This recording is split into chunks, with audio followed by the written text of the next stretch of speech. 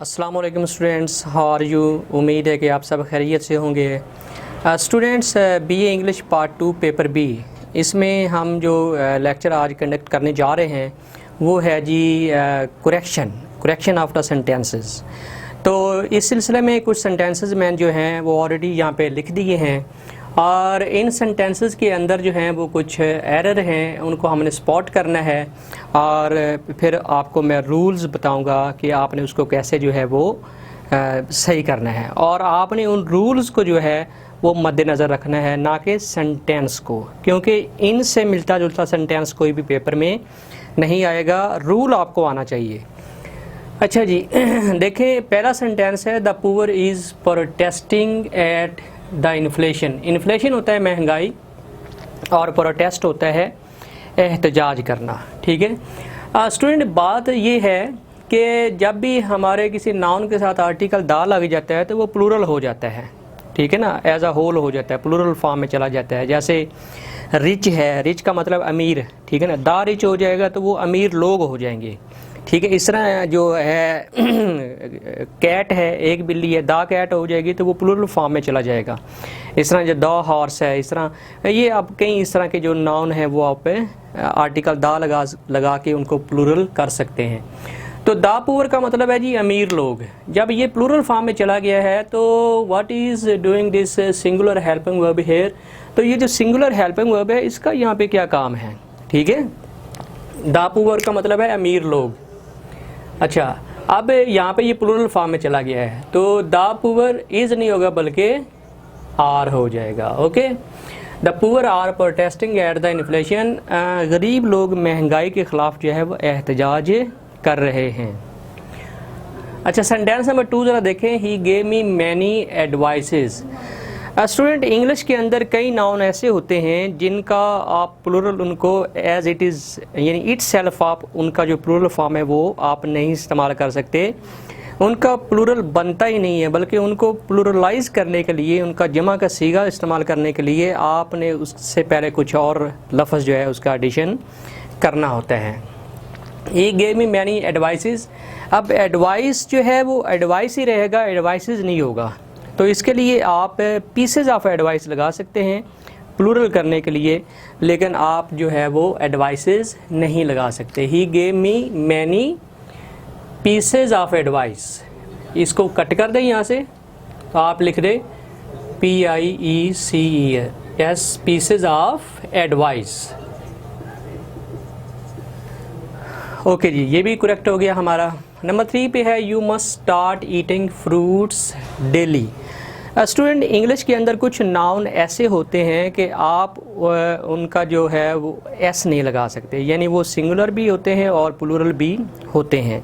ठीक है, अगर उनके साथ हेल्पिंग वर्ब सिंगुलर लग जाए तो वो सिंगुलर काउंट होता है, अगर प्लूरल लग जाए तो वो प्लूरल काउंट होता है। जैसे शीप है, शीप, तो शीप को आप शीप्स नहीं कह सकते। इस तरह आप कैटल को कैटल्स नहीं कह सकते। अगर हेल्पिंग वर्ब सिंगुलर है तो एक कैटल होगा, एक शीप होगा, और अगर हेल्पिंग वर्ब प्लूरल है तो फिर वो ज़्यादा हो जाएंगी, लेकिन आप शीप ही रखेंगे, शीप्स नहीं लगा सकते।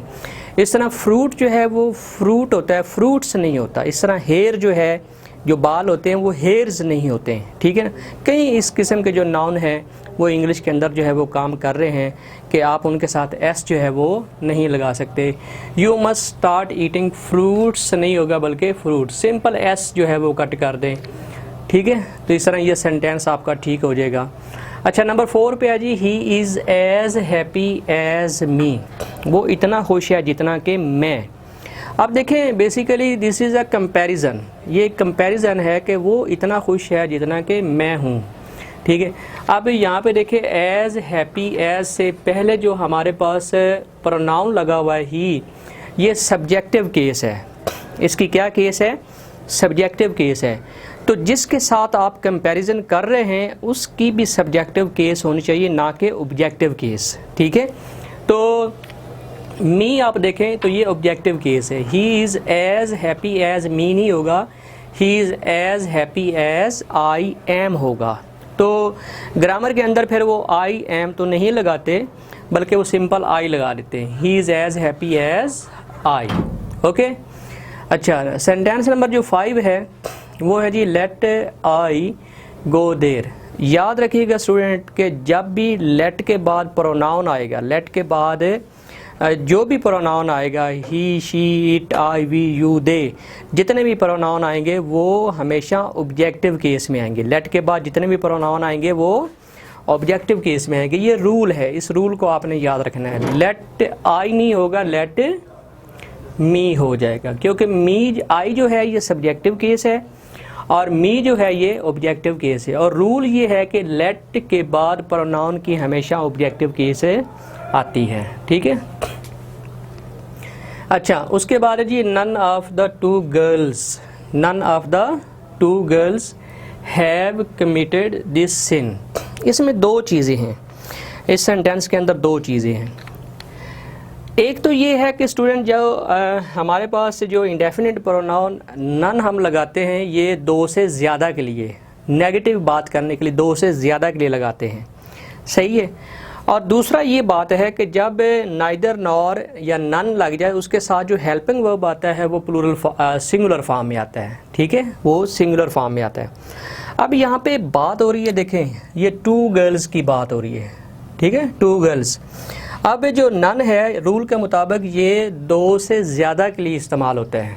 दो के लिए जो नेगेटिव बात करनी हो उसके लिए जो इंडेफिनिट प्रोनाउन इस्तेमाल होता है वो नाइदर होता है। तो पहली बात तो ये है कि आपने यहाँ पे नाइदर लगाना है, neither of the two girls. फिर जब आपने नाइदर लगा लिया तो आगे जो हेल्पिंग वर्ब है जो कि ये है हैव, ये प्लूरल है, इसको आपने सिंगुलर कर देना है, ये हैज़ हो जाएगा। इस तरह ये आपका सेंटेंस जो है ये ठीक हो जाएगा। Neither of the two girls has committed this sin, ठीक है। उम्मीद है कि ये जो कॉम्प्लिकेटेड रूल है आप इसको समझ गए होंगे कि नन जो है वो दो से ज़्यादा के लिए, नेगेटिव के लिए, और नाइदर जो होता है वो दो के लिए, ठीक है। और इसके साथ चाहे नाइदर आए नन आए जो भी आए उसके साथ जो हेल्पिंग वर्ब लगाना है वो सिंगुलर फॉर्म में लगाना है, ओके। हमारा 7 जो सेंटेंस है ये एडजेक्टिव का सेंटेंस है, इसमें एडजेक्टिव का एरर है। He is more stronger then his brother. Student rule को याद रख लें, ये रूल आपके काम आने हैं और किसी चीज़ ने काम नहीं आना। कि रूल ये होता है कि एक ही सेंटेंस के अंदर एडजेक्टिव की जो है वो चाहे वो कंपैरेटिव डिग्री हो या सुपरलेटिव डिग्री हो। कंपैरेटिव डिग्री कहते हैं जो एडजेक्टिव की दूसरी डिग्री होती है, जैसे ये वर्ड यहाँ पे मैंने स्ट्रॉन्गर लिखा हुआ तो ये कंपैरेटिव डिग्री है। स्ट्रॉन्ग जो होता है वो पॉजिटिव डिग्री है, और जो स्ट्रॉन्गर होता है वो कंपैरेटिव डिग्री होती है, और जो स्ट्रॉन्गेस्ट होता है वो सुपरलेटिव डिग्री होती है। अच्छा, एक बात तो ये हो गई। दूसरी बात ये है कि कुछ एडजेक्टिव जो हैं इंग्लिश में वो रेगुलर होते हैं, कुछ इर्रेगुलर होते हैं, सही है। बता रहा हूँ आपको कि मोर हम कहाँ पे इस्तेमाल करते हैं। अच्छा, जो तो ई आर या ई एस टी लगाने से एडजेक्टिव बनते हैं वो रेगुलर होते हैं, जैसे स्मॉल है, स्मॉलर है, स्मॉलेस्ट है, जैसे टॉल है, टॉलर है, टॉलेस्ट है। These are called regular adjectives. अच्छा, अब कुछ एडजेक्टिव्स ऐसे हैं जो रेगुलर नहीं होते, उनको रेगुलराइज करने के लिए मोर या मोस्ट का इस्तेमाल होता है। जैसे हमारे पास एक एडजेक्टिव है जी ब्यूटीफुल, तो ब्यूटीफुल, ब्यूटीफुलर, ब्यूटीफुलेस्ट ये गलत हो जाएगा, ठीक है। तो क्योंकि वो है ही इर्रेगुलर, तो इर्रेगुलर को आपने जब रेगुलर करना है तो उसके साथ आपने ब्यूटीफुल पॉजिटिव डिग्री है और मोर ब्यूटीफुल कंपैरेटिव हो जाएगी, मोस्ट ब्यूटीफुल जो है ये सुपरलेटिव डिग्री हो जाएगी। अब यहाँ पे आप देखें, गौर करें कि ये स्ट्रॉन्गर जो है ये ऑलरेडी एक रेगुलर एडजेक्टिव है, यानी ये कंपैरेटिव डिग्री है। तो जो रेगुलर एडजेक्टिव होते हैं उनके साथ हम मोर या मोस्ट नहीं लगा सकते रूल के मुताबिक, इर्रेगुलर के साथ आप लगा सकते हैं। हाँ, अगर स्ट्रॉन्गर की जगह यहाँ पे ब्यूटीफुल होता तो फिर आपने मोर जो है वो ये जो है ये बिल्कुल ठीक हो जाना था। लिहाजा यहाँ पे ऑलरेडी हमारे पास जो एडजेक्टिव लगा हुआ है वो रेगुलर है, स्ट्रॉन्गर, स्ट्रॉन्गेस्ट, ठीक है। तो यहाँ पे जो मोर है ये एक्स्ट्रा है। He is stronger than his brother, यानी आपने स्ट्रॉन्गर दैन,